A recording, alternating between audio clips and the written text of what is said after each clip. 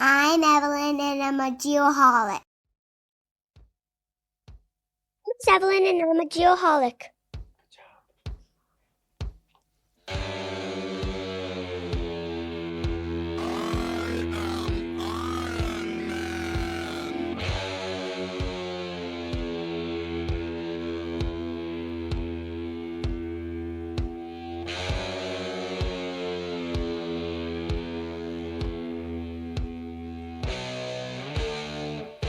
Gotta let this one play out a little bit. Oh, yeah. There we go. Yes. So good. So good. That's another one of those songs that we could use every single show. It's so good. Yeah, without a doubt. I mean, I'm another one shocked that this has never been on the show before. We have used Black Sabbath one other time, and of course it was with the one and only Larry, who is here joining us again this evening, who we're going to get to in just a minute. We got a lot to get to here. A lot of moving parts. A lot of people here. This is going to be a lot of fun. First and foremost, welcome back, Geoholics, episode 255. 255. Yes, believe it or not. Indeed. We are more than halfway to 300. We are. Well, between 200 and 300. We're more than halfway. I guess that's where I'm going with that. Sure. Of course, this week's episode is sponsored by MLID. Sorry, Larry, but we have to mention them. Have you heard about Winter Ground? Believe it or not, Yes, I have once heard or about twice. Winter Ground. It's an all-in-one kit for aerial surveys. It combines all the elements of a ground control setup, GNSS receivers powered by MLID, checkpoints, and the necessary tools to make it all work. It automatically connects to the Wingtra tablet, of course, providing step-by-step setup guidance. Makes it really easy for fast and error-free base and checkpoint setup. To find out more, go to mlid.com. Let's get to some updates here. I mean, I feel like it's been a while since we've recorded. There's got to be a lot of updates, right? We have Dr. Nick with us. So, Dr. Nick, good to see you, my friend. What's new with you?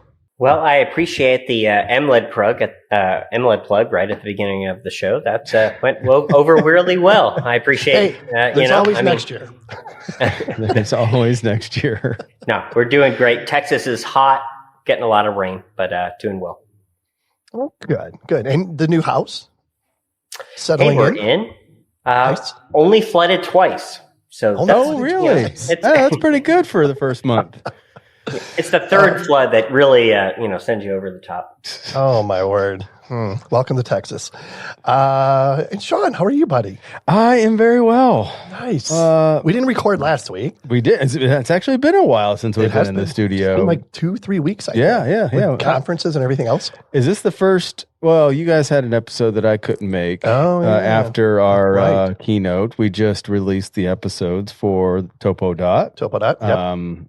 And I wish we could I think we can get our hands on the video of that keynote speech, but we have to put it out there, self-plug. We'll get used to it, that if you do have an upcoming conference and you would like a couple jamokes like us to do a little presentation, or, we can fill a solid 30 or a tight hour, whatever you need. We crushed it for an hour. We did. We really did. And that wasn't even our best. No. That was first runs. I can only imagine how it's going to be the next time. I can guarantee you it'll get better next time. Indeed. So reach out, info@thegeoholics.com if you're interested in that. Mr. Grow, what is new with you, my friend? Oh, gosh, not a ton. I mean, not a ton that I can even remember at this point. I've just been so busy with work. It's been insane in a good way. It's all good. Everything's good. Been doing a lot of traveling. But and there's just a lot of things in the works. I'm super excited. A lot of things in the works. TopoDot Song of the Week. You know TopoDot as the industry leader in digital twin production from point cloud data, but did you know that TopoDot offers a total data governance solution for free? I've heard that's called TopoShare. TopoShare it is. Take control of your data with TopoShare. TopoShare turns your data into valuable long-term asset. To find out more, go to topodot.com. And if you listen to the latest release, day 2 of Tug 25, we have Ted's lovely wife on there. Yes, that was a great interview. Robin spent some time with us. Yes, she did. She's really the brains behind the operation, we found out. You said it, not me. What was that song? Everybody knows. I'm going to call Yeah, right. that if Ted's watching live right now, he's blowing your phone up. Yeah. I don't think he'll disagree at all. That was Black Sabbath, song called Iron Man. Obviously, it's in the beginning. Black Sabbath, British heavy metal band formed in Birmingham in 1968 by guitarist Tony. Is that Iommi? Tony Iommi.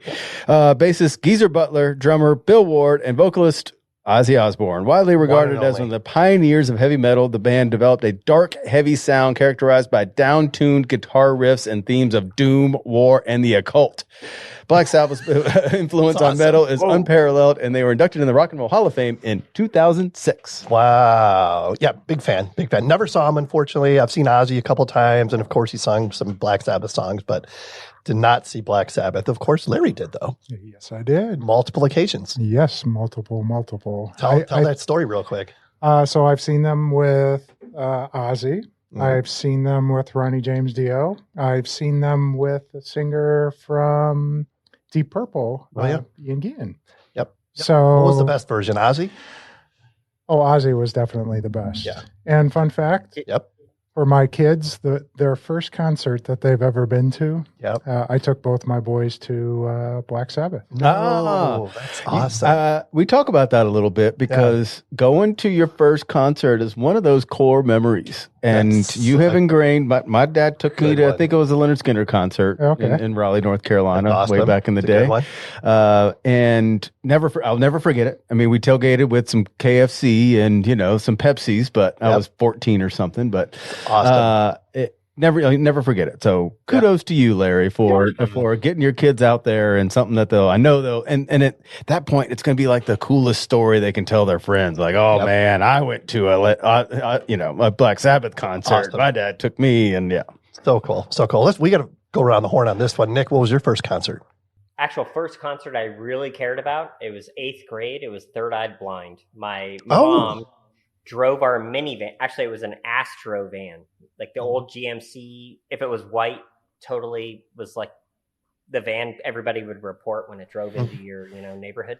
So she shows up, she drops us off, and there was like 6 of us, and we saw, Third Eye Blind. Wow. Did the van have a heart-shaped bed in the back?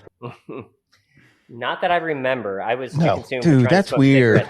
This mom's van. Those vans, though. All those vans had like shag carpet and homemade beds in the back. It was the best. What about you, Mike? What was your first concert? Well, I'm not sure what my first was, but the most memorable concert from when I was young was GWAR, G-W-A-R. Oh, yeah. Oh, yeah. That was weird. Hey, this is Old a metalhead. PC, politically correct. Like, kids, we don't want to hear what happened at that show. Good stuff. Yes, that was a good one. My first concert, I believe, was like the Loop Rock Fest, as a matter of fact, and it was Quarter Flash, Shooting Star, Judas Priest, and Red Rider. That's some good stuff. It was the Loop Rock Fest. Yes, it was a good one. You guys are like, who the hell are those? I mean, I know Judas Priest, but other than that, you got me for a loss. We have to go. We can't skip over what Mike said. Mike mentioned GWAR. GWAR is so if Ozzy Osbourne eats bat heads, GWAR eats the rest. Yeah. Okay, I just want to make sure we didn't want to fly over that too quickly. Yeah, no, good stuff. All right, we are, of course, in the Altair studio. Altair Central is the authorized premier Trimble dealer for survey, mapping, GIS, forensics, and marine equipment in Texas, Oklahoma, Arizona, and New Mexico. They also offer field supplies and can deliver them right to your job site, all backed by a service department with one of the fastest turnarounds in the nation. To find out more, go to altaircentral.com. Oh, you're going to love this next one. This is the Hexagon Weekly Pro Tip. Hexagon is a global leader in digital reality solutions. Their solutions are utilized across various industries, including manufacturing, infrastructure, public sector, and mobility applications to enhance efficiency, productivity, quality, and safety. And Hexagon Live is less than 2 weeks away. It is. We will be there. We will. Super excited. Be there for a couple days. Really looking forward to that one. Our first time there. The dates of that are June 16th through the 19th. And of course, we'll be in Las Vegas. It will be. Super excited. To find out more, go to hexagon.com. What do you got for us? And be sure to stop by the Geoholics booth. Yeah. Say hi if you happen Please to do. be there. Yeah. We're going to be in a great spot and we're going to have tons of swag and doing Geoholic stuff. We are going to have tons of swag? We're going to give away whatever we have left. Good. Because I haven't ordered anything yet. So, very timely quote this week. Geonet is prepared for the robot invasion of 2025. Here we are. Was by our good friend, Mr. Mike Horton, project creator of Geonet. Well, we're going to have to circle back on that because I got to know where that one came from. So many questions. So many questions. All right. Time for the NLC Prep question to make you think. NLC Prep for those dedicated to passing their Lance remaining exam in the very first try. I know many people that have. Here is the question. Just got to ask real quick. Have we been giving out the prizes for those that have been emailing? And you don't even have to mail anything. You just need an email address to virtually send them a gift card. Hold, please. We put this on my list of things to do. Send out the gift cards. I'll get that taken care of. The answer is no. Hey, how are you? Good to see you. All right, here we go. Which of the following best describes how GPS determines a receiver's location? Sorry, my wife just walked in front of our camera, but that's okay. Hi, wife. Which of the following best describes how GPS determines a receiver's location? Is it A, by measuring the Earth's magnetic field at different points on the surface? B, by calculating the time it takes for signals from multiple satellites to reach the receiver? C, by triangulating signals from nearby cell towers? Or D, by using reflected light waves from the Earth's surface? So I'm going to fathom a guess here and say that there are at least 4 people on the show tonight that can answer this question correctly. At least 4 people. Wait, hang on. 1, 2. Oh, yeah. I know where this is going. All right. My favorite part of the show. And I am offended. There should be 5. See you guys. Bye, Evelyn. The camera's right there. Bye, Evelyn. Good to see you. See ya. See ya. So sweet. All right. Yeah. My favorite part of the show, the Geonet count of the week. This is always so much fun because the number of satellite miners goes up exponentially every single week. And we are going to find out everything we need to know about Geonet. As you know, Geonet is the world's largest blockchain-based RTK network providing RTK service precise enough for professional survey, construction, and drone operation. Here we go. Current count. Man, I mean, there's been a lot of activity here. If you went on the website right now, it'd probably be more because this is actually from last week because we were going to record the show last week. So, well, go ahead. Let's say it's probably more than these numbers, yes. But I'll go ahead and do it because this is the latest and greatest data that we have.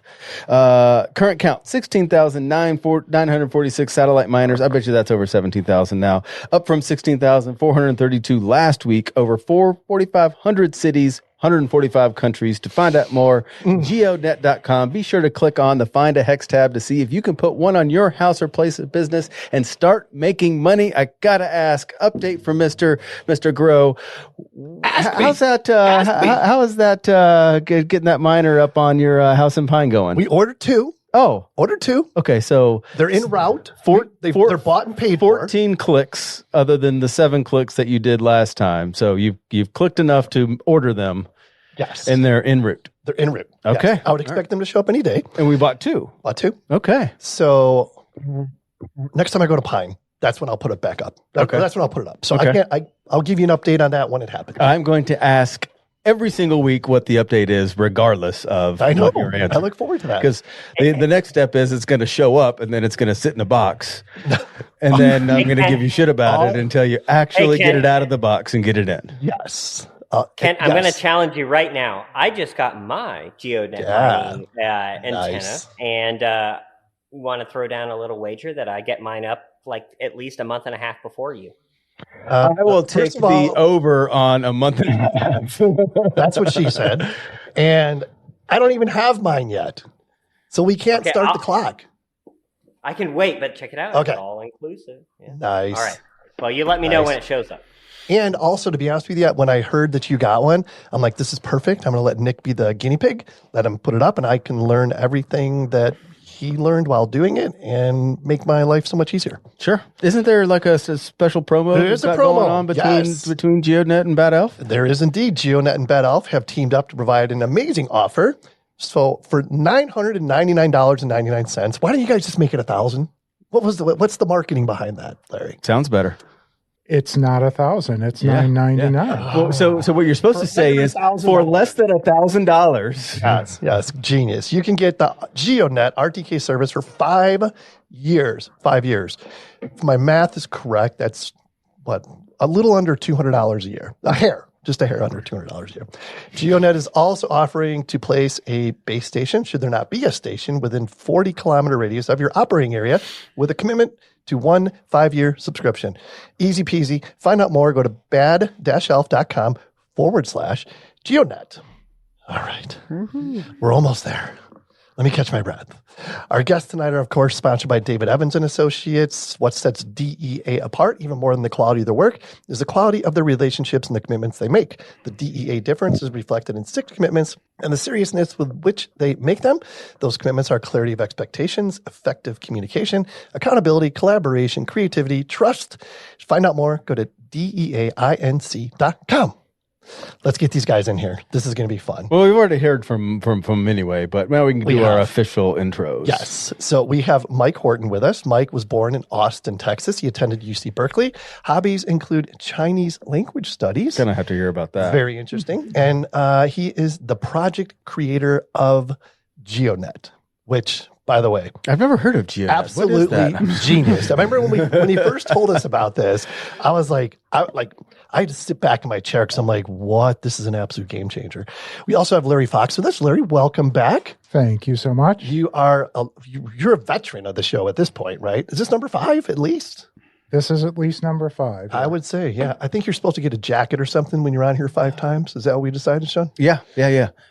I think that jacket's in the mail. Yeah. You should put that in your phone listen, the order gift Larry cards, a jacket. It's in there.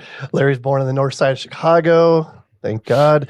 Attended DeVry, Chicago, University of New Mexico, Albuquerque, University of Phoenix. Hobbies include flying light aircraft versus heavy aircraft, woodworking, and 3D printing.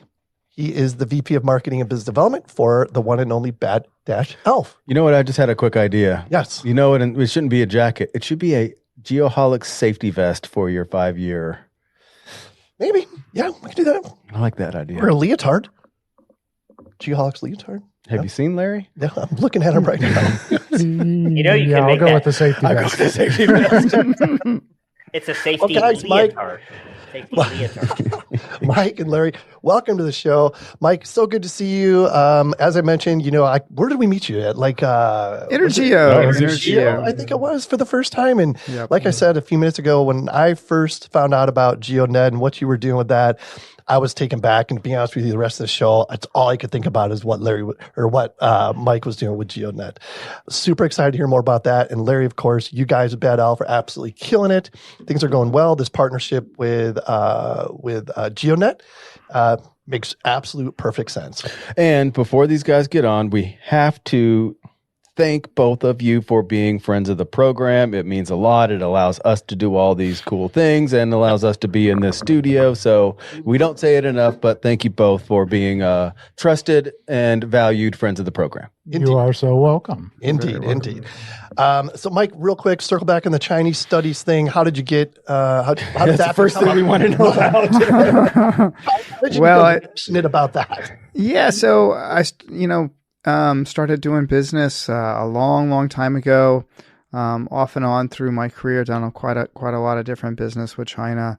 They are a powerhouse, as you know, in geospatial technology, but also a lot of sensor stuff. So I spent a lot of time on inertial measurement. Had a company that we had a business that was kind of half DoD related, half commercial. We sold the commercial piece actually to a Chinese semiconductor company back in 2011 or so. So that's what got me started, is that whole journey. And then it just sort of became a hobby. It's kind of relaxing. There's a lot of characters to learn. You never learn them all. And it's pretty useful for business. So I just kind of got the bug and been working on it for over 15 years.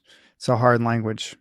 Yeah, I can imagine. I can barely speak English, let alone that. And I like how you stumbled over that sentence too. Yeah. What? I couldn't imagine.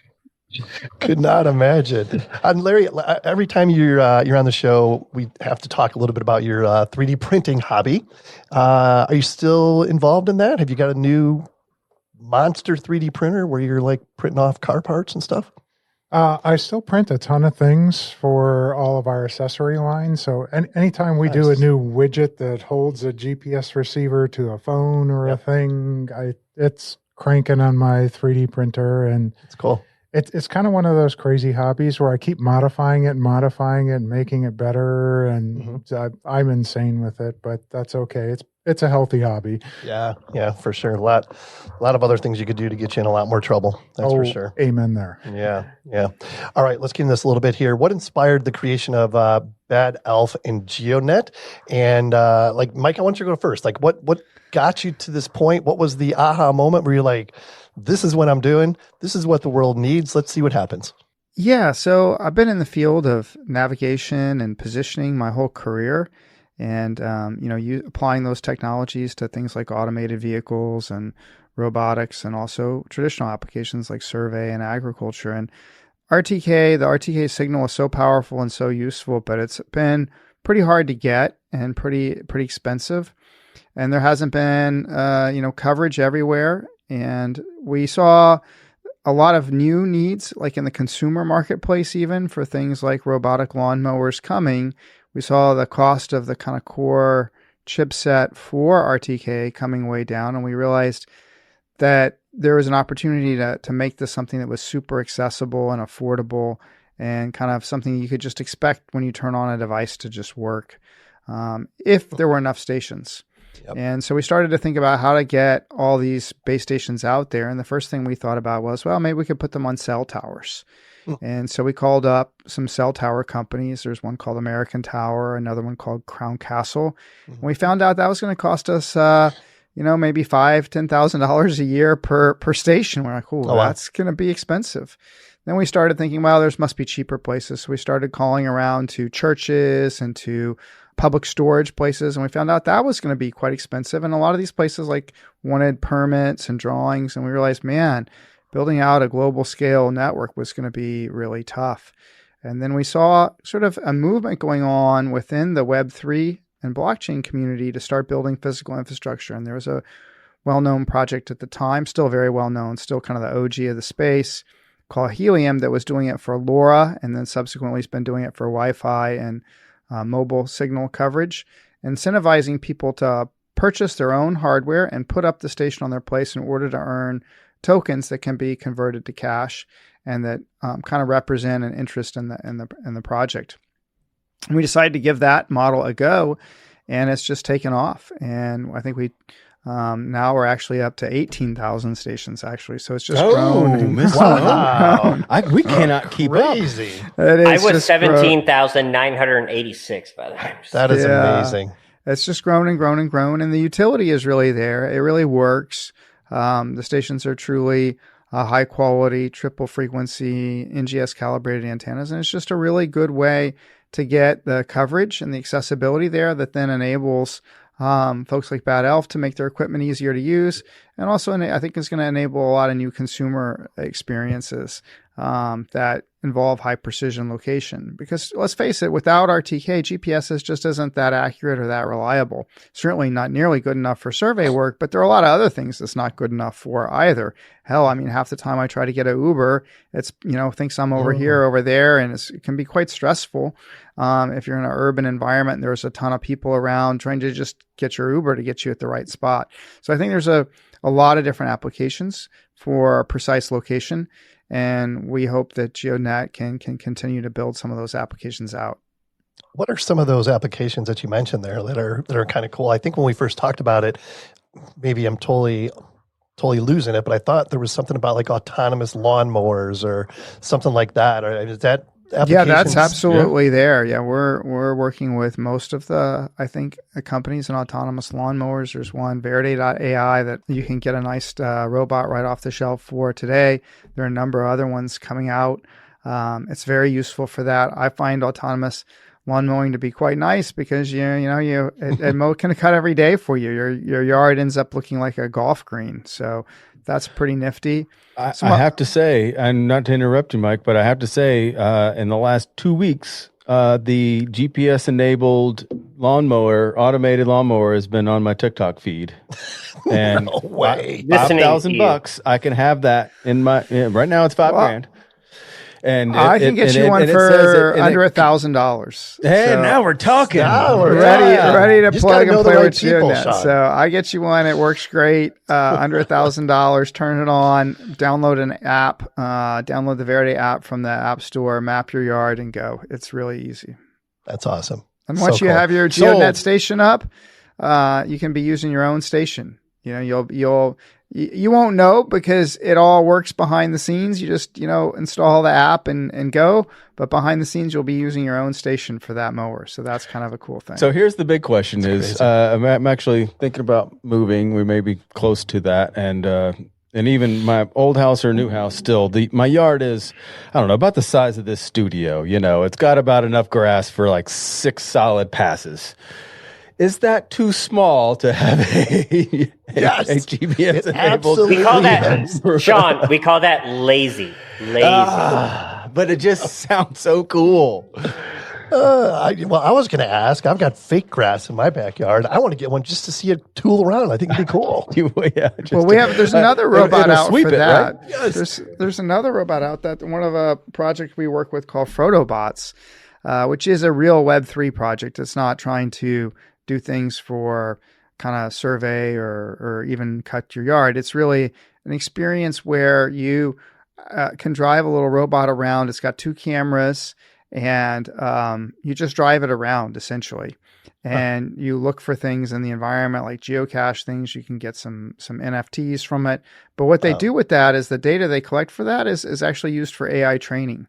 So on the one side of the marketplace is people playing with these little, they call them earth miners, because you're kind of mining up earth data.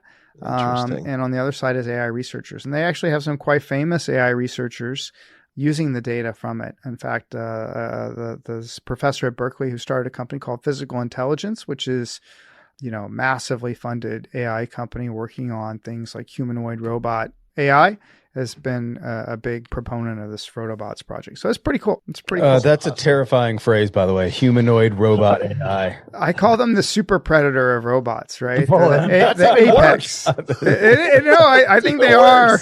I do think some of this robotic stuff, and we're involved with so many of those companies in that field, it is terrifying. And it is kind of like, well, it's coming. They're coming. And there's no stopping it, but some of it is terrifying.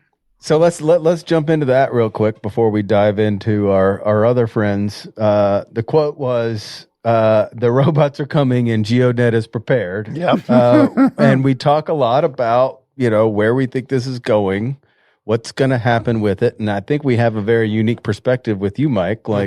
And it sounds like you're already partnering with tons of people, but what are some of the highlights of what you are seeing, and you're already on the front edge. So what you are seeing with applications in this technology and AI robots in general. Yeah, I mean, I think good question. There are 4 broad categories. I think you've got the drones, you've got small robots for security, lawn mowing, delivery. You've got full self-driving vehicles, which are really coming out of the kind of testing phase into real a hardcore use case. I think Uber and Lyft now, they're on track to be surpassed by Waymo in San Francisco. Like more people are riding the Waymos, which are the fully driverless car. Not quite yet, but almost there. I bet you that we're a year away from that in Phoenix. I mean, it is literally, how long does it take the Waymo to get here? If it's over 20 minutes, okay, fine, I'll take an Uber. If it's under 20 minutes, we'll take the robot. Yep. Yeah. You saw today that literally Elon Musk is back in court with his robo-taxi AI taxi service. Mike, do you know about that? I'm sure I didn't see that news today, but yeah, he's been working hard on it in the Austin area, and I think that's really exciting. It's my hometown, so I hope to be hopping on those soon. And then the last but not least are the humanoid and the dogs. And I think in the field of survey, right, dogs are making a big impact. We work a lot with Drone Deploy. Drone Deploy is one of our customers that uses the GeoNet service, and the name is Drone Deploy, but they support dogs as well. And they say that there's actually quite decent traction. I think humanoids are even sexier and even attracting huge interest.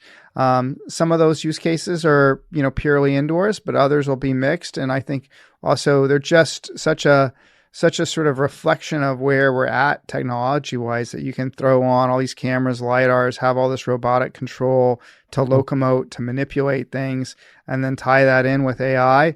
I do think it's both really exciting, and it's also pretty terrifying. So I call the humanoids the apex predators. The robots. Right. Well, and we're just scratching the surface on this stuff. That's the thing. And Mike, kudos to you for jumping right in and being a part of it. Super exciting stuff going on there. Larry, let's get you into this conversation. It's when I hear Mike's story, I see a lot of parallels with Bad Elf, and when it comes to making GPS more affordable, making RTK more affordable and accessible, that type thing. So that being the case, like this partnership that you guys have with Geonet just makes perfect sense. How did this come about? It was actually a chance meeting at a trade show. One of my colleagues met up with Mike and passed along his information and said, "Hey, you guys should chat." And I think from out of the gate, we really hit it off. I think one of the things that we always focused on was trying to democratize this world of GNSS. And, probably an overused word, but I'm going to use it anyway because that's what we do. Yeah, Larry, that was the buzzword from 3 years ago. Come on. Well, we're still doing it. Yeah, we're still doing it. I still got a hat and somebody pays me, so it works. No, I mean, legitimately, there's some challenges that Mike brought up with the whole world of RTK. I mean, there's a lot of antiquated systems out there that are GPS and GLONASS only, for example. They're not modern. They're not capable of multiple, triple frequency. We chose a route that actually uses some of the more modern signals, and a lot of the state networks didn't even work with that. This, for example, with Geonet, we have no problem whatsoever. Actually quite amazing. I mean, from the moment we started testing with it, it was like, oh, yeah, this just works. But the other thing that you might have seen, in the survey world is most state networks are not very dense. So coverage, if you're in a major metro, generally not a problem. But, if you happen to go up to Pine, for example, you might want to actually have a station nearby because, everything's a function of baseline distance. And, with them having that many miners online, especially in more rural areas now, using RTK is really practical. And finally, there's just the price point. I mean, it fits very well with our products. It fits very well with the mantra. It's super easy to use with the products. There's a lot of other systems out there, but quite frankly, Mike and I have been out in the field and we stand over monuments and we've tested some pretty extensive stuff. And boy, it hums along and produces results that are really, really super consistent. That's amazing. Was there on your side, Larry, when this partnership came about and you were doing the testing, what was it on your end? Did you have to do some tweaks to the software in order to recognize the Geonet network? I mean, what does that look like? We had to do nothing. No kidding. We have a built-in Ntrip client and it just worked. That's amazing. We discovered a few things because Geonet does some special things with other partners that we had to accommodate later in life, but for the most part, it was almost a business relationship and not a technology thing. We were prepared. They were prepared. Their infrastructure was like a rock, and it just worked. It just keeps getting better, right? Yes, it keeps getting better. Amazing. I have a station up on top of our office, and so I have the install.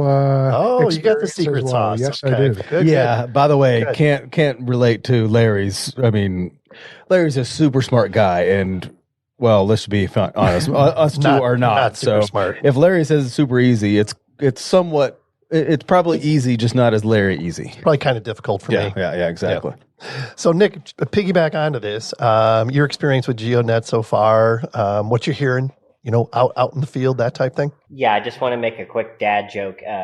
Larry said it was a rock. It was easy to build on, but it was actually a geode. There you go. That's pretty good. Yeah. And so we also have set up a base station from GeoDNet at our Bernie location outside of San Antonio. And we literally had it up in a few hours. You literally just have to run power to this thing. I bought a $25 antenna mount that kind of went out from the outside of a facade of a building around the, kind of the lip.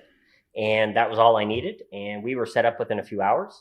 I believe 24 to 48 hours later, GeoNet had us online and Larry was making money. I was not. But we had it set up.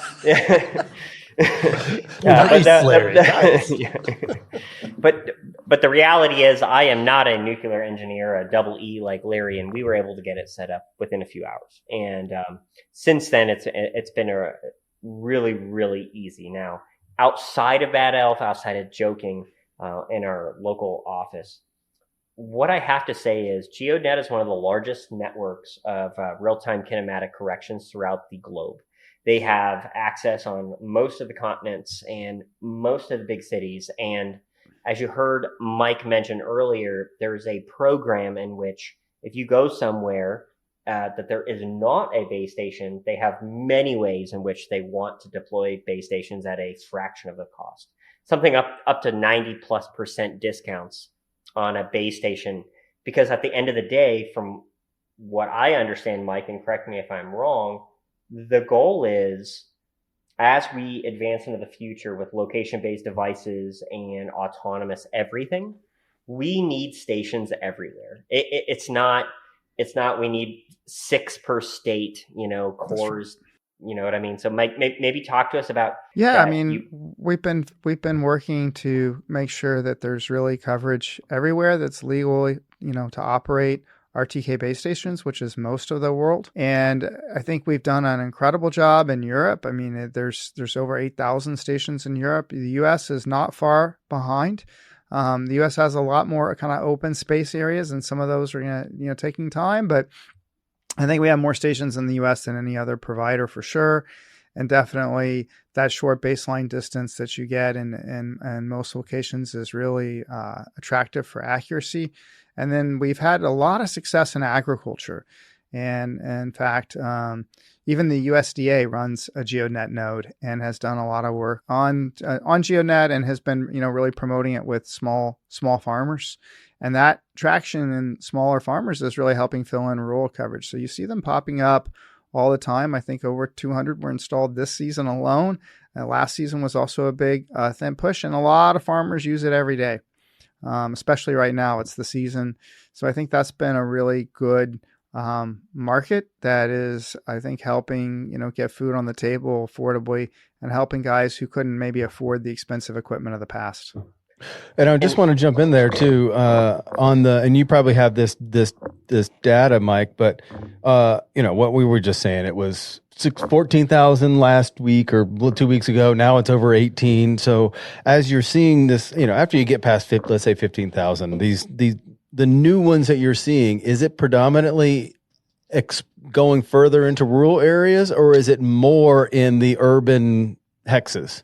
I think it is a lot in the rural areas. The rewards mechanism and how you earn money running GeoNet stations, it really incentivizes new coverage. So you want to be, as you were talking about earlier, you want to kind of be in an open spot where there isn't one if you want to maximize your earnings with GeoNet. So that naturally pulls things away.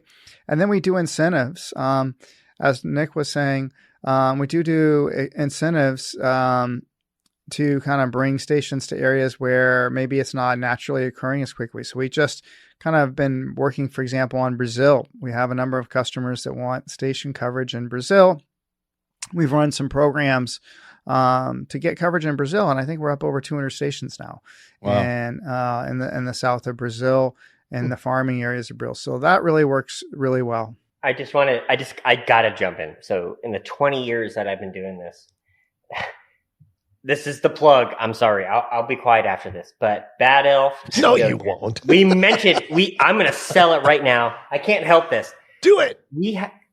For $1,000, you get access for 5 years. And Kent even was able to do the math earlier. That's $200 a year. A little bit less. Yes, it's $199 and about 25 cents or so, or 20, whatever. I'm not smart either. However, if you usually pay for third-party systems like this, you're talking into the multiple thousands of dollars a year. We're not just talking like 10% discount. We are talking, this is a game changer. And I think, and correct me if I'm wrong, Mike, this speaks to GeoDNet's desire to change the market. You can't have killer AI robots and your grass being cut without everything knowing where everything is. And I think it's a really neat mission that Geonet has kind of endeavored upon. The whole, cryptocurrency thing, I think Mike might know this, but, for 7 years, I had a cryptocurrency rig. I was mining Ethereum in my basement. Oh, wow. I tried to convince Bad Elf to let me use their free electricity in Scottsdale, but they didn't let me do it at the time. But I get it. It's really neat. But I want to say one more thing. You don't need to get involved with the cryptocurrency side of this. That is one side of the business that's really neat. If you are a state and local government, if you're a federal agency out there and you just need service, you don't need to get into a model where you're trying to make money off of it. You can get into a model where Bad Elf and GeoNet will support your devices, right? You need to deploy 500 devices of RTK. We can do that. So I just want to say GeoNet has kind of changed this game. It's epically affordable, and we need this as we kind of traverse into this world of mixed reality, augmented reality, things driving itself. So yeah, there's my pitch. Sorry. And that's well said, because I want to jump in. What just to piggyback on what you said. You said a couple thousand a year. What not only that is, if you're a business manager like me, is managing multiple businesses, and okay, we need some survey equipment, and we need whatever. A lot of times they just slip that shit in there, like, oh yeah, by the way, you need a $2,000 whatever service to make your GPS units. Like, there are other options out there, and especially shouldn't be as expensive. And I love that this model not only is much more attractive to get into from the beginning, but it's meant to extend coverage, not just kind of silo people of like, wait, no, you have to have this. If you bought that equipment, you have to have this, and that's it. And that's not the case. So this is privatizing RTK, correct? Yeah, it's privatizing. In a way, it's making it a public service too. You can think of it a bit like when you use the internet, right? There's a service called the DNS, which maps your domain name, like geoholics.com, to some IP address.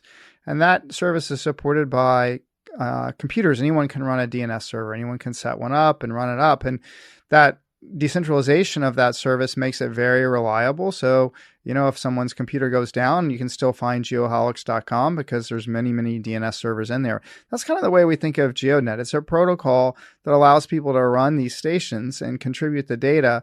And then we're managing on the back end a set of servers that are checking all the data, that are calculating all the precise coordinates, getting them into the data, making sure that the data is reliable before it's served out. But that's all kind of decentralized and run in the network. And that keeps the service reliable, and it lets it scale. When you go set up a station, you don't have to call us and say, hey, I'm adding a station here. It all takes care of itself. It'll automatically come online. It'll automatically get its precise coordinate. It'll automatically be in service. And if something goes wrong, it'll automatically be taken out of service. So you don't have to lose sleep at night thinking about, is Joe's station going to be online? No, it handles all that for you. So I think because the world is big and this is geospatial, it's not easy for even a huge company to manage tens of thousands of stations. It's just not easy to do that in a centralized way. You need a marching army to try to do that. And there's a lot of things that are localized that just in terms of logistics and payments and things that are so much better handled at a local level.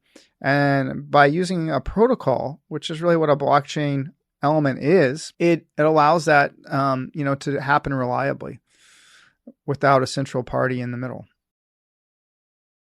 Geonet, the sponsor of the Geonet Count of the Week. That's right. Geonet is a decentralized real-time kinematics, better known as RTK network, that leverages blockchain technology to provide high-precision geospatial data for applications such as automotive, navigation, professional surveying, agriculture, and Web3 gaming.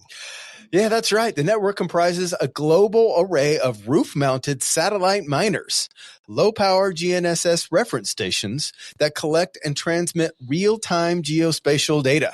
Still got to get myself one of those miners. I know, it's coming. Geonet's infrastructure offers centimeter-level accuracy by correcting GNSS data errors, enhancing the precision of devices like drones, autonomous vehicles, and IoT applications. You got to check these guys out. To learn more, simply visit GeoDNet.com. Bad Elf, another OG.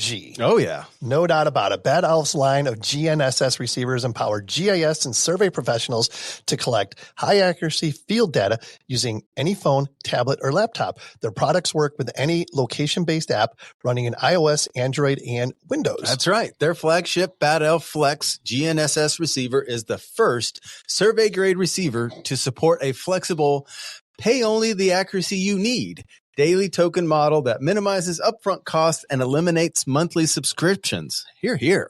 Now your entire team can collect high accuracy data when needed while staying within your budget. To find out more, visit bad-elf.com.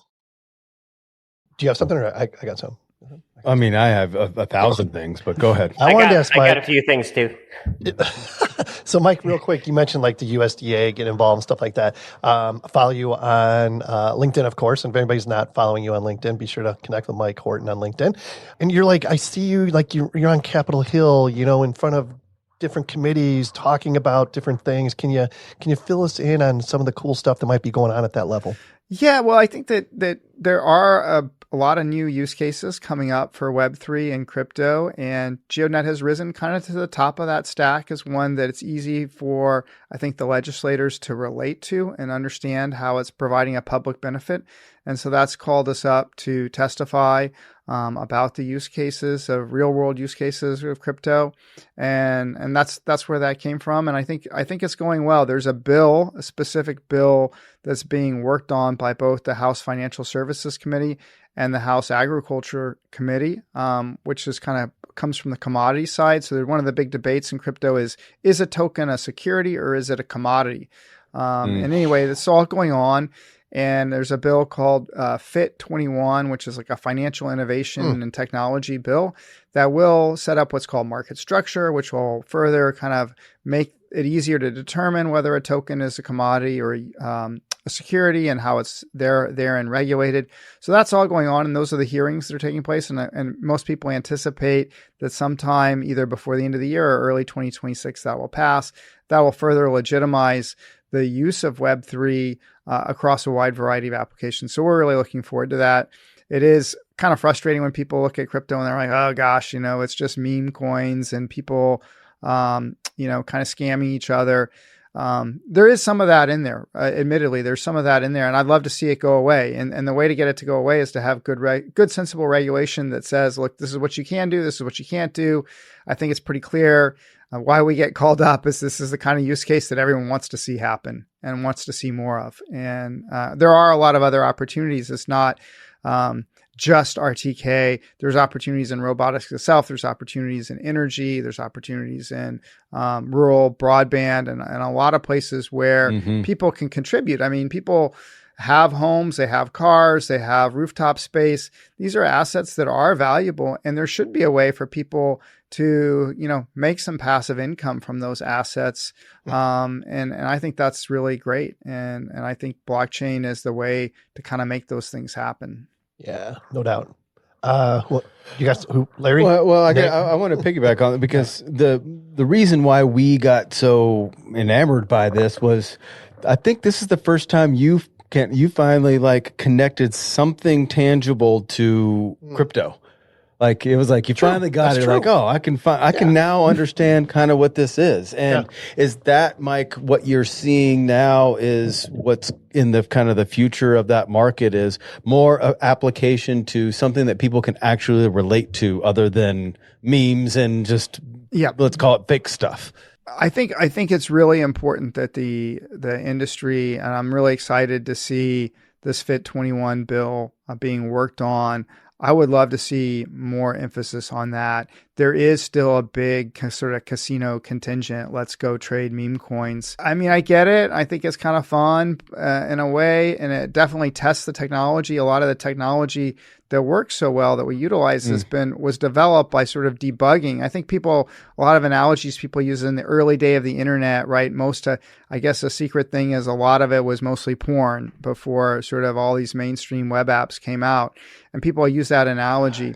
And I hope that's the way that things evolve, that there's more and more use cases like GeoDNet. And it seems to be headed that way, and certainly good legislation will help that. Go ahead, Nick. Yeah, I just have to jump back into the fact that like somebody who literally invested into a mining system. So I thought you were going to say invested into porn. Yeah. We don't know why I invested into that, but we could talk about that in a. Nick is like so soft spoken tonight, isn't he? No, well, it's because he's in this new house and he's surrounded by all this nature, and he just has this different disposition anymore. Like he's singing the words. I miss the old Nick where he was in a small trailer and he was completely stressed out about whether he could build this house or not. Now it's here, and it's like, hey. When you're filming the porn in the trailer, it's what moves the needle, right? And building crypto all at the same time. Right. No. So before I lived in a trailer, I actually had a house in Phoenix. Down by the river. About a house. I absolutely could fit in the jacket. I did not rip it. But no. So I spent $3,500 about 8 years ago, and I built a crypto rig and with the best NVIDIA cards at the time. I mined about 17 Ethereum by the time I was done with it. And so my $3,000 investment, right now Ethereum trades at about $2,500 to $3,200 a coin. So it's not a bad investment. My garage, I think, was built off of that cryptocurrency investment. So all I want to say is it's not some hocus pocus thing anymore. Blockchain just happens to be the most like secure way to send money to and from people. And I got to be honest, maybe I'm a little bit of a libertarian, but big banks have had enough. And maybe the big banks don't need to have their cut in every little thing. And so my point is, I really appreciate this GeoNet kind of model. Now, Mike, actually, I should ask Larry, not Mike. I'm sorry. Larry, my boss. How much is the antenna making at the Bernie location per year, roughly, right now? If I was to trade GeoNet coin for, say, Bitcoin or Ethereum, what are you guessing right now? What are we making a year? So, Mike, I think you'll have to correct me if I'm wrong, but if it's fully operational 24/7 and it's producing perfect data, I think based upon the current rates, it's somewhere around $1,800 a year. Does that sound about right? Maybe a little bit lower, about $5 a day. So pretty close to that. Yeah. So, Larry, did you hear that? That's my next bonus pay raise level. No, I'm just kidding. Yeah, Nick, congratulations. You have now earned yourself a $1,500 raise from last year's salary. It's not even a cost of living raise. Good negotiating. But that was really poor negotiating because I think cost of living was higher than that. But did you hear what he said? $1,800. So for a $700 investment, if all the things work out, you are contributing to a network that's going to allow your lawnmower to drive itself. Not only that,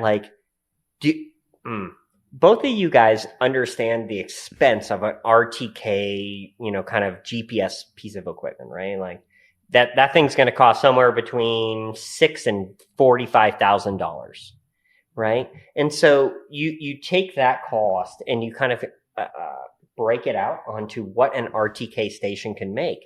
So if you had a couple properties, like Sean, you have family back in North Carolina, grandma wants one, like everybody. So for $700, if by year one you make $18,000 to $2,000, by the halfway year point, you're making money. And so tell me the stock market that is that stable. A lot of critique I hear about blockchain and cryptocurrencies, it's not stable and it's not based on something like gold, which the United States government hasn't had gold in any, secure location in 30, 40 years.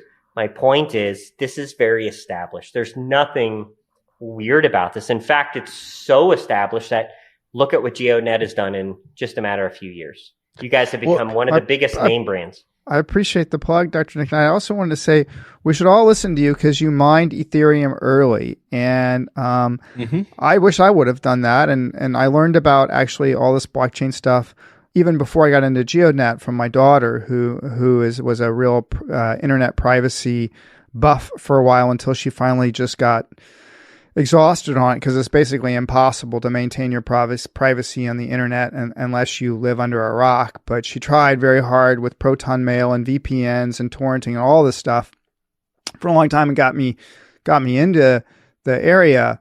But Ethereum, it's a longer topic than this conversation, but it is such an incredibly important piece of technology that was created with that because they took what Bitcoin had done and then they added this thing called the smart contract. And the smart contract is such a seminal innovation in the way, and it could have, I think, yet to come huge impact in the survey industry way beyond GeoNet because it establishes a mechanism to sort of agree on legitimize something and to put something in public record in a way to validate that, in a way that to set criteria for what happens and when it happens in a piece of code that then is verifiable across the entire internet, and anyone can kind of subscribe to that protocol and do that. So it's a very, very, very powerful thing that Ethereum created. So I congratulate you on your choice to mine that they really, that protocol is really what created Bitcoin. Is this really incredible store of value type of token, but Ethereum sort of set this whole industry up to allow things like GeoNet to be. There's subsequent innovations and faster chains like Solana and many, many other chains that have come out of it. But the Ethereum project really, I think, did some amazing innovation in just what can be done with computers and computer science. So I want to jump in and I'm going to cut off Nick and I'm going to cut off everybody because we can talk about this for a while. I need to pull back a little bit because I have to tell you, Mike, when we talk about this, and I've talked about this with a lot of people, and the idea of the RT-Kit network is awesome. And as soon as I say, oh yeah, by the way, you can earn some crypto and all that, I lose about half the people I talk to. Yeah, so don't bring it up. Don't bring it up. Don't bring it up. That's my question is, have you fought that idea of some people are just like anti-crypto for a variety of reasons, but they are probably very pro democratization of GPS and RTK network. How have you been able to navigate through that? Yeah, I mean, I think we don't bring it up when we go to Energeo. If you go to our booth at Energeo, we're not talking about crypto. At CES, we're not talking about crypto. It is useful when you're trying to build the supply side, build what we call a supply side, meaning the number of stations. But we don't bring it up proactively. It is something that people are becoming more accepting of. I think there's a realization that this stuff is here to stay and it has utility. And I think the regulation will help that, but we don't proactively bring it up because not only does it sometimes people have a negative reaction to it, but it's just not necessary to know about, and it can confuse people. Like, oh, do I need to have a crypto wallet? Do I need to mine? No, you don't need to do any of that. You can just use it. And part of the hope I have with the bad elf relationship is that, it starts to just become part of the equipment. Like, why do I need to enter in all this in-trip information every time and try to figure out which network to connect onto and which datum to use? It's really unnecessarily complicated. And if the service were just available everywhere and affordable, you could just build it in as part of the equipment cost. And that's really what, the reason the 5 years I think is sort of magical is that's kind of probably, after 5 years, you might be upgrading your equipment anyway. So just make it part of the equipment, turn it on, and just get centimeter accuracy. Are you saying I don't have to worry about what datum I'm on if I just get a GeoDNet subscription and a Bad Owl Flex? Maybe not quite yet. But Larry, don't blow your load. Sorry. But tell us how we make things easy. There's only so much I could share right now, Nick, but the answer is that they do take care of that. So I will follow up. I think that's a big point, guys. Yeah, I mean, I know when I teach at ASU, I pound relentlessly on that particular topic. I know you're covering that stuff up. I'm okay with that because I work with those folks as well.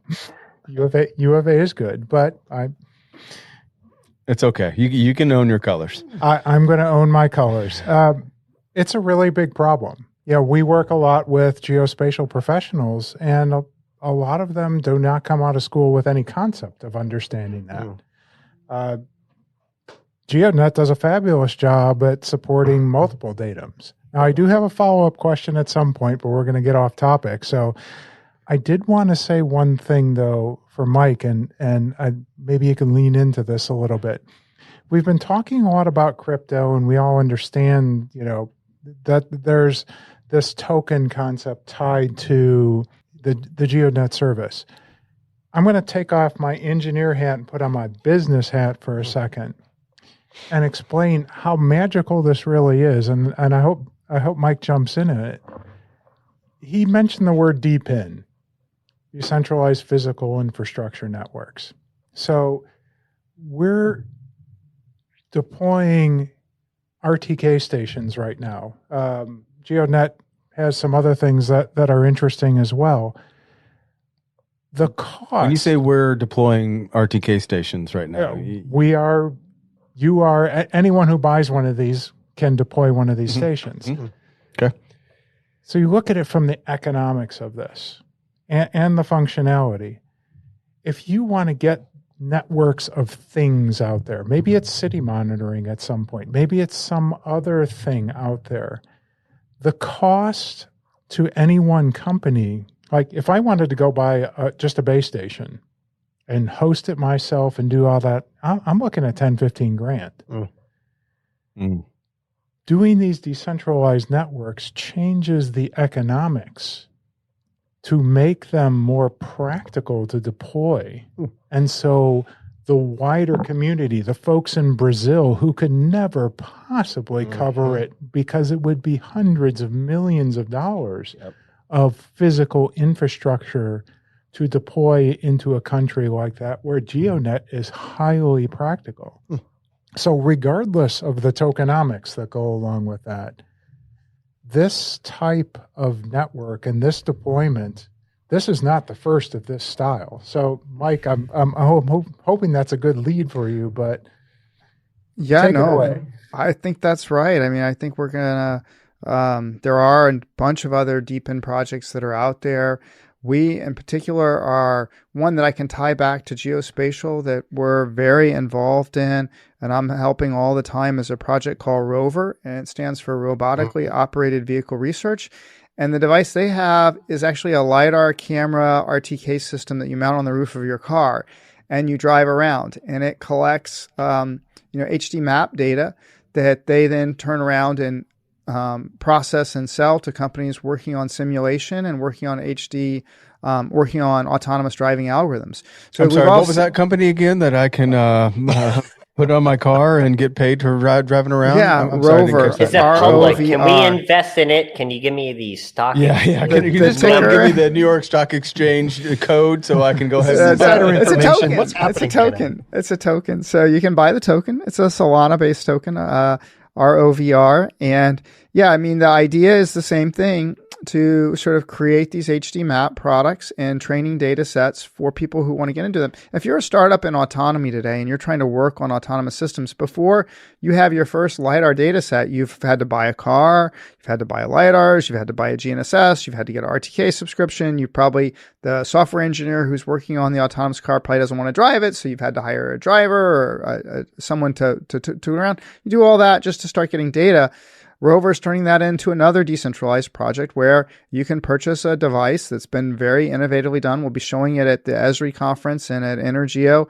It's a really nicely integrated automotive LiDAR, 4K camera, and GNSS INS, and now you have yourself a mobile mapping system that you can earn tokens with. That's so crazy. I think these types of innovations. There's another project we work with called Spexy that's doing drone imaging. We know those guys. We do. So, yeah, we love. Yeah, Spexy was cool. Another amazing. That was we talked to them at Geo Week. Yeah. Yep. Amazing. So I think that the being able to use why I called out Dr. Nick and the whole Ethereum is because what allows us to create a different set of logic, for Spexy versus GeoDNet versus Rover, and make that protocol channel is this notion of the smart contract that Ethereum really invented. This idea of putting a smart contract into the chain that can allow you to sort of establish a set of rules that say, hey, look, if your station is only getting 5 satellites, you don't get any tokens. That's, you can put that sort of in the rule set so that you ensure quality. And then that data becomes available on the blockchain. It becomes transparent. I don't have to trust Mike Horton. I don't have to trust anyone at GeoNet because I can inspect the code and I can see this is how it works. This is how these things go. And I can know that the transparency is there, that station is a good station and that it's really delivering the quality results that you need for RTK. I'll get to you in a second, Nick. I just want to mention one thing that I want you guys to mention. There's so much to talk about. Well, we're an hour in. You said the word blockchain about 14 times. Oh, dear. And outside of the 5 of us, can you just briefly, Mike, you're probably the best to, why is blockchain such a good technology here in this application and a lot of the other stuff that you're doing? And it's something to even think about in general survey. It is a distributed database. So we all know you can have a database that has this sort of centralized, okay, there's a record for Larry and he's got, this cash balance. That's kind of how a bank works. And so if I'm going to trust the bank, I need to trust that they're going to maintain that database, that they're going to secure it, that no admin is going to get in there and change Larry's bank balance, right? I mean, that could happen. I think it's happened in the past at banks. This type of stuff has happened. It gets hacked and things change, right? There's one database, one copy of that database. That's it. And a blockchain, you basically, every node that's running gets kind of a copy of the database and they're synchronized through the chain. That's the sort of chaining of transactions that happens. And anybody can run that database. If I'm running a node, anybody can run that sort of set of code that maintains that. And now it's decentralized and it's distributed. And that's really the best way to think about it. It's a blockchain with it's a database with many copies out there that are synchronized together through the chain. And now if one guy starts acting bad, there's mechanisms in it that'll kick that node out or punish that node for acting bad and get it off the network. So it's a way now when you think about it in the banking analogy, which is a really clear, I don't really need to have a bank account to have money in the blockchain. I can put my money, I can have a USDC or USDT. These are stable coins, dollar denominated coins. I have that in the blockchain. I can access that capital. I can transfer that capital and I don't need to have a bank account to do that because it's in the blockchain and it works. And it's very magical in that regard. And that's like the first step of, you have to understand that before you go in past anything else, because that's the thing that makes all this trustworthy, right? Mm-hmm. Yeah, very true. Larry, it seems like you've been chomping at the bit over here. What do you got? So I'm going to switch gears a little bit. Yeah. And, well, good timing, Larry. Thank you. Appeal to the survey and geospatial community a little bit. One of the things that's unique about, and any cores network, something that's providing is the stability of the network. And so, Mike, I guess I would ask you, can you speak to how you would address the geospatial professional or the surveyor of the techniques and technologies that GeoNet uses to assure that, hey, this is a stable RTK feed, and you could rely on it, because folks are concerned with, if you have an unstable RTK antenna, results, all your work product is worthless. Mm-hmm. So true. That's a question that comes up quite often. So Mike, maybe you could speak to that a little bit. Yeah, so we have a 24/7 monitoring of all the stations that then will automatically take a station offline if it's not meeting the quality thresholds that we've set for the network. And all the stations have to meet that quality threshold before they get put online. And so that's why there's, like, when you set it up, it only takes a couple hours to set it up, but it's not really in service for 24 to 48 hours. It's because the network is testing that station out to make sure that it's delivering a high quality result, that's calculating the precise coordinate before it enters into service. And then once it's into service, we're monitoring it 24/7. The back-end infrastructure that distributes the data is built on Amazon AWS, which is, powering, I think, a huge percentage of the internet services we use. Is very reliable. We have over 60 Castor servers distributed out throughout the world that are making the connection from stations back to, end users. So I think it's, architected to be, quite reliable on the back end. The one piece that, can get people is internet and power. And this is not true. This is true not only for Geonet, it's true for the, cores networks. It's true in life. And so I think redundancy is a really important element of that. We have stations now that support a cellular backup radio built into them. And people take those steps because they want to ensure that they're earning the most tokens that they can. And I think that's helpful, that there's this sort of incentivization that you can see to keep it. You're earning, tokens. You're seeing tokens come in every day, and it's very visible to people. We have email alerts that let people know if their station isn't performing as well as it should be. So there's a very visible and material, like actually financial feedback system that's on a very tight closed loop to help keep that network, that last bit of the network, which is really power and internet, stable and alert to people when there are issues. One of the things I've learned with GeoDNet is just how lucky you are in places that are developed like the United States to have good, stable power and internet. I know we all complain about it, like not being as stable and reliable as we'd like. It's true. We occasionally have power outages here and occasionally have internet outages, but it's really pretty remarkably reliable. You go to islands, you go to developing world countries. We have 1,500 stations in India, and I can say it's not as reliable in a lot of these places. And I think, did you say Iowans, as in Iowa? No, India. India. India. We have 1,500 stations. Okay, there's Iowa and then India. Those are the two desolate places. That's funny. Power, but actually, and no joke to Iowa, but rural locations do have lower power reliability. We've seen that. That's a real thing. The grid, it is something to be reckoned with, and redundancy is a huge part. Having a lot of stations really helps this, because you often have kind of isolated incidents that then you would never see as a surveyor. You never see that because the network there's enough stations. It just works all the time. But those are the key points, Larry. I think we are publishing a paper for the next ION conference, the Institute of Navigation conference. That will be the ION. Yeah, ION, Institute of Navigation. It's a big conference on satellite navigation that it'll be in Baltimore. They have it every year, and we published our initial white paper there that kind of got the whole project kicked off. It's an academic and government conference. And we're publishing a paper this year that's been accepted on the reliability of GeoNet and all the work that we've done, and how, real empirical data that backs that up. So I think between the transparency that we provide and the actual real reliability of it, it's going to be quite a novel paper, just showing, look, we've scaled this now to, over 15,000 stations now, 18,000 stations a week, a huge number. We have an awful lot of data that supports this thesis that a decentralized approach is actually more reliable than a centralized approach. And we'll be publishing that paper. I think it comes out in September, and that'll really formalize a lot of these results. That's amazing. So how do people keep up with all this? What's the best mechanism to do that? Well, we publish a lot on YouTube ourselves, and I've been trying to publish a podcast a bit myself. So I think YouTube is I think our very best channel because it's got all kinds of information on it. We also have X, we have LinkedIn. Those are I think 3 good ways to follow the project. Definitely social media is a good one because stuff's changing all the time and we're trying to produce content all the time to kind of help people understand how to use it with drones. I think in the survey space, drone usage is really growing and GeoDNet is very popular in the drone community.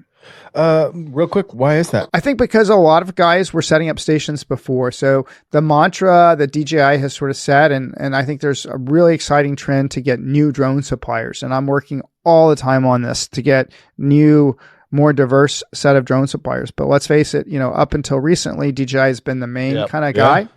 And DJI set a mantra maybe up until today. Just look at the news today. No, I will check the news. It is a very real time evolving, and I am, like I said, I am passionately working. I just published a blog on our robotics roadmap, and I am working feverishly to get kind of new drone suppliers and new drone. Really, GeoNet's directly involved. We're working with Spexy to actually get a GeoNet ready drone put together, made in USA, completely. Yes. I was just going to ask. Yes, I think it's super important. I think we have ideas on how to make it even better than DJI, how to make it easier to use, how to make it more sustainable. We could have a whole discussion on that, but I think that's super important. But I think one of the reasons GeoNet has caught on is two parts back to DJI. Kind of one of the existing things is they have pushed people on base stations. Their base stations have been kind of inconvenient and expensive, and it's not easy. It's another piece of equipment for the guy to take out. And at the same time, they've made it really easy to connect to Intrip. So if you do go into the controller, you can connect to GeoNet very easily. So they have a lot of people out there doing work with DJI drones and RTK. They've made it easy to connect to GeoNet. They made it relatively expensive and inconvenient to use their base station. That's made it a ready-made market for a lot of drone guys to see the benefit of connecting into a permanent reference network as opposed to hauling out this $3,000 plus base station, setting it up, hoping it doesn't fall over during the flight. Because when you're flying the drone, you're not paying attention to your base station. And I think that's a good explanation for why it's, done so well in drones. Let me tell you about our friends at GeoSearch. GeoSearch is a personnel recruitment firm specializing in the geospatial sciences and technologies. They offer a wide range of cost-effective and efficient recruitment products and services around the country. Not only that, they serve all industry segments that develop, apply, or use geospatial technologies. Their highly targeted candidate database and long history in the geospatial sciences allow immediate access to qualified professionals. Yeah, I mean, it's the truth. If you're looking for a job or you need to hire someone, put your career in high gear by posting your resume with GeoSearch. If you are looking for GIS jobs, you can begin by visiting our job seekers page today at geosearch.com. Topodot. They're an original. I know. They are an OG friend of the program. Topodot, if you didn't know, is a comprehensive solution to manage point cloud data, assess data quality, and extract topographies, models, analysis, and other forms of digital twins. Yeah, geospatial data acquired along road, rail, utility, and other land survey applications present unique processing challenges. The Topodot production process is designed to meet these challenges with the right balance between automation and quality, thereby ensuring complex project requirements are met at the lowest possible cost. And I know you've heard about these guys, but to find out more, go to topodot.com. So real quick, funny story. Spexy has been mentioned a couple times. We met Bill, I believe, from Spexy at Geonet. We did? Not at Geonet, at GeoWeek. That was wild. And because he was... Yes, but I had when Bill was sharing what Spexy was doing, I had the same feeling when I first heard about Geonet from Mike. I was like, this is a freaking disrupting game changer, right? And I'm like, hold on a second, you got to meet Mike from Geonet. He goes, we're already connected. I'm going to see him in Dubai next contracts week. Contracts in, like where you been? Ken? Damn it! I thought I was making a connection, right? Well, so we need to move it along. Yeah, we need what we need to do now is kind of circle the room here. What are the last questions we have for Mike before we start to wrap up? There's a couple big ones that we need to talk about the future of, but we'll kick it to Larry first. What do you got for Mike to kind of wrap us up? So the last thing I'm going to do is drop kind of a follow on to what you were bringing up, Sean, which is talk about local datum support. I mean, you work in a lot of different countries, and boy, I'll tell you, every one of them does their own thing. And I mean, it is magical that you just flip it on and it just knows which one to use. But Kent's a little nervous about that. And we have, in theory, we have a new one coming. I was just going to say, how is that? Right. That's a whole other podcast, probably. Yeah. I don't know what. I didn't hear any of that. What? Yeah. So we have a real expert on our team who's, I think one of the questions was, who's your mentor? Who do you, most respect in the GNSS field? And I was actually going to mention this person. So he's Dr. Yudan Yi. He's one of my co-founders. He's taught me pretty much everything I know about satellite navigation at a real theoretical level. Like, he's a real expert on carrier phase and ambiguity resolution, all this sort of low-level technologies. And he knows datums backward and forward. He's a PhD from Ohio State University, which is one of the most well-known and regarded schools in geodesy. And he maintains these datums, and he's adding datums all the time at customers' request. I think there's like 20 or so that are supported, and it will basically, it detects your location. It automatically picks the standard datum for that location. You can look up on our list. And then we do have a few special datums we add here and there for people that are kind of not the standard ones, but that's what we do. And he made me code up some datum conversion code myself. He's like, Mike, you got to do this exercise for the reader. You've got to go learn how to do a datum conversion yourself. We were working on a paper together, actually another paper, totally different paper for ION. He's like, Mike, you're just going to have to learn this stuff. So I went off and I wrote Python code to do it. And it's pretty complicated, I have to say. It's not something you want to, it's not fun. But he's got all that stuff down and all the velocities and all this stuff. And he's the magician behind the curtain getting the code implemented to support all the datums. Hey, Mike, what role is AI playing in this? Yeah, I think that AI is playing a lot of roles in driving usage of GeoDNet. So the way I liken it, like, first of all, you have this sort of whole geospatial learning, like, hey, how are we going to learn what a door is? How do we learn what a chair is? Well, a lot of that comes down to kind of LiDAR and language, what large geospatial models. And that's an area that there was this rover protocol is very involved in. And another simple way I like to think about AI's role is like GeoDNet's sort of a superpower for these AI systems. Imagine, AI is really good at classifying and determining things and making inferences on things, but it needs, like, if you want to be grounded to make those things more accurate, knowing where you are accurately is a good thing. Imagine if you could remember where everything in your house was, or everything in your life was, everything that you've run across to centimeter accuracy. And then you could share that to your wife, right? I mean, that's a superpower, and that's kind of what precise localization does. We're scanning. No chance. No My chance. wife, She thinks my that's wife, a superpower. My wife vacuums perfectly, and there is no Mike, question. I understand where you're going with that, but there is a zero chance I will get even close to the Marvel universe by providing this information to my wife. Okay, well, maybe that's the wrong, but a robot can walk through with a LiDAR and RTK, scanning the world, and then figure out what all these things are, put those in their exact locations, remember it forever. They don't forget, right? And they can share it with another robot and give that robot that same intelligence instantly. And there's going to be a network effect of these things where, robots are gathering intelligence, sharing it with other robots who have other capabilities, who are learning things. And I think that's the stuff over the next 5 years that is going to be incredible. It's also pretty scary. You go back to, these are apex predators. I mean, if they're, able to walk. It's already happened, Mike. It's already happening. Yeah. Your crazy. iOS device is talking to every other iOS device. Like, yep. That's true. It's just not in the way that you want it to, because you can't control it. Yeah. Crazy.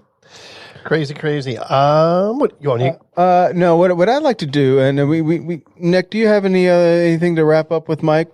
before we let him go? Any last questions? Because there's one question I always ask Mike at the end, but before that, I think it'd be a good idea. This is an amazing episode. I think this is more time than we usually spend, but still very valuable. I feel like we're going to have to say a prayer or something. Well, I just think that I usually ask, where is this going? But I want to get the perspective of all of us on where we think what Mike's talking about, and not really you, but the other three guys of where they think kind of the future is going. So I'd like to kick that around before your last question. Good. What do you think, Larry? Oh boy. What Mike is bringing up, I like to see the good in all of this. Yeah. And there's a couple of really interesting use cases. Love it. I think the dogs, the humanoid type things that could be roaming around. Think about all the unsafe locations that a human could be in. The treacherous locations. Think about FEMA, for example, going in and mapping out a site, or going into an area where there's chemical pollutants, things of that nature. I mean, things that are really impractical. Maybe not like Chernobyl or anything like that, but I like to believe that some technology will be used for good. And there are places that humans shouldn't go to. And when we look at the automation and the things that could actually benefit society, there's a ton of value. We haven't even talked about autonomous vehicles. I mean, just that are going on the roads right now. They will all need, yes, Waymo's doing a lot with LiDAR, but look at over-the-road trucks and things of that nature, and convoying, and just optimizing how we move goods from A to B. We are babies in that world right now. And in 10, 20 years, we're going to look and it'll be like my rotary telephone compared to what we're going to see there. So that's my gig, and I'm sticking to it. Yeah, no. I can't argue with that. Nick, you're up. All right. First off, go Gators. Ohio State University sucks. And we won in 2006 a national championship, and I don't care what kind of geodesy program they have. Sorry, OSU. 20 years ago? Yeah, I'm still upset. You could have a kid and graduate them to college in that amount of time. But yes, continue on, please, Nick. No, Sean. Sean Kent. No. Try again. 2006. I'm 41. I understand, Sean, Kent, and Larry. You guys don't understand what it means to win national championships. No, we don't. We but don't. It doesn't happen that often. I will Super Bowls help and you World with this. Series, though. different. Fair enough. And Mike, no offense, you're going to get ripped on too. You left one of the best cities and states in the country to go to California, so you should have probably stayed in Austin. All right. Aside from all of that, the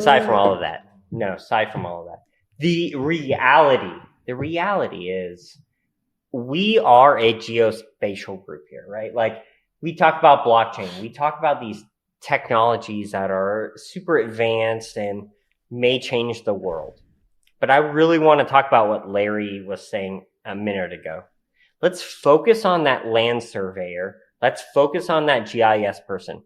Or how about that precision agricultural unit that's spraying appropriately? Or whatever thing that is geospatially related, that location-based device. That is what's exciting to me.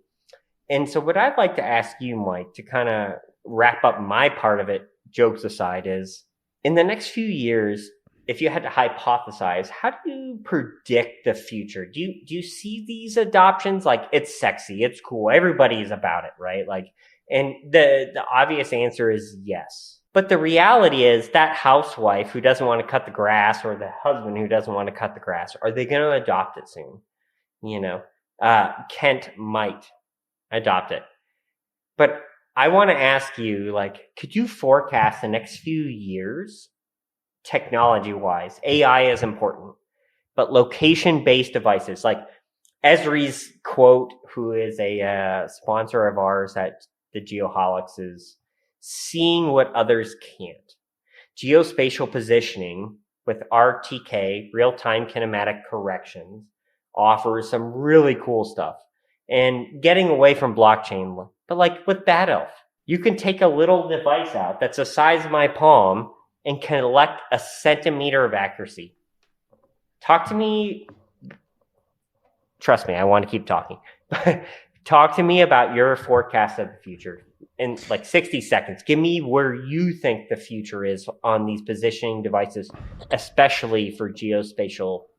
Yeah, I think geospatial is going to have a real golden age because of autonomy and robotics and the fact that these, they need to be out in the world. They need to have this incredible geospatial precision and knowledge. So I think that the adoption of higher precision positioning techniques is going to really grow. And I think the field of geospatial is going to become, more important. I think I'm sure if you look at Esri's community now versus a decade ago, it's way bigger because I think the need and the use cases of geospatial data is just growing and growing and growing. And that I think that trend is absolutely going to continue. There was this whole big thing that came out at CES where Jensen talked about the future of AI, and he said, hey, we're in this generative AI phase now, but the future is physical AI with kind of general robotics and self-driving being the thing. Physical AI eats up geospatial data like crazy. It needs it. It can't work. You can't be, the stuff just doesn't work without strong geospatial capabilities. And so I just think that that's where things are headed 100%. Mike, I literally watched a special recently. They were saying the adoption from horse to car. So the entire world's economy was horse and buggy and horsepower. Within 20 years of the combustible engine, it was gone. And all horses were used all of a sudden, like in the racing component. Like it was a sport. And I bring this all up because like, if you think about this, holy cow, like we all want to drive. Like when like my little crappy S10 I had when I was 16 sucked. And I literally got my F-150 with big tires because like whatever problems I had in high school. But like within 20 years, I don't even think, 20 years. We're going to block that Continue out. Please. Within a 20-year span, 2 decades, an entire force can change. Yeah. Cars might not even be anything anymore. So you live on that like that edge of change. And so all I would ask is, again, what do you see, again, like that future? Like how is everything going to change very quickly? I just think these services are at 20 years is probably longer than it's going to take for, autonomous cars to become a very dominant mode of transportation. It's probably right at 20 years is what I'd guess. And I think we all today have all these phones and gadgets with screens. I think we're going to all have a whole bunch of robots. Most of them won't be so fancy and so complicated, but the technology, the sensors, the positioning, the AI, it's all kind of there now. So it's just a matter of just a few years before a lot of these things that are kind of mundane things just get automated, and we're going to have more time to do creative work. And we're going to be working with AI to do creative work, which is what's even crazier. That's why I do think there's a sort of cycle that comes with it. And I'm pretty optimistic on it. I will say I worry about it a lot. I think it's it's all stuff could all go pretty bad too. So I hope that things like blockchain and the transparency that it can provide help kind of keep things in check. But I don't think whether we like it or not, I think it's just coming. It's just coming in a big way. So Amen. True. So true. So Nick, my last thing, and you can go. I got one thing. My only takeaway is not even a question. I think we'll all get some head nods. But in the traditional surveying world, when you have a 2-man crew, you have an instrument person and a crew chief. Sure. And I have to say, it sounds like from this conversation, that instrument person is going to be a dog in a very small time. Hey, so last year, it's a humanoid. No, well, why would you even want a humanoid? The dog is smaller. It's more nimble. Hey, and you don't have to worry about it, but not holding the rod straight. It's like, hey, dog, hold it straight, and it'll freaking do it because it knows where to go and how to hold it straight. Why would you even want a humanoid when you can have the dog? Last year, easier to train. Anyway, last year I got the privilege to give 3 different keynotes across the country. And the quote I gave was, artificial intelligence is not going to take your job tomorrow. Somebody using artificial intelligence will take your job tomorrow. And so, dogs might be... Yeah, I'll leave it at that. I'm done. I'm muting myself. I love you. Hey, Nick, real quick. I'm glad you brought up horse and carriage, because if it wasn't for the horse and carriage, we wouldn't have NASCAR. Right? No, I thought that if it wasn't for moonshine, we wouldn't have NASCAR. Oh, Ryan Priest. Yes, so it's literally back to NASCAR came around because Prohibition. We had to outrun the police. And Ryan Priest is awesome. And it's another conversation. So come meet a geoholic at your next conversation, convention, trade show. We're everywhere. Come talk to us. Indeed. Excellent. Great job, Nick. All right. My last question is this. Larry, I'm going to let you go first. So what is the legacy when you're gone, what's the legacy you want to leave behind when it comes to Bad Elf? I'd like to say that part of the reason why I came on to Bad Elf is because I wanted to do things differently. I just really want to do things differently. And it's about being out with people and listening to my customers. There's nothing that makes me happier than to go, man, you're doing something cool. Yeah.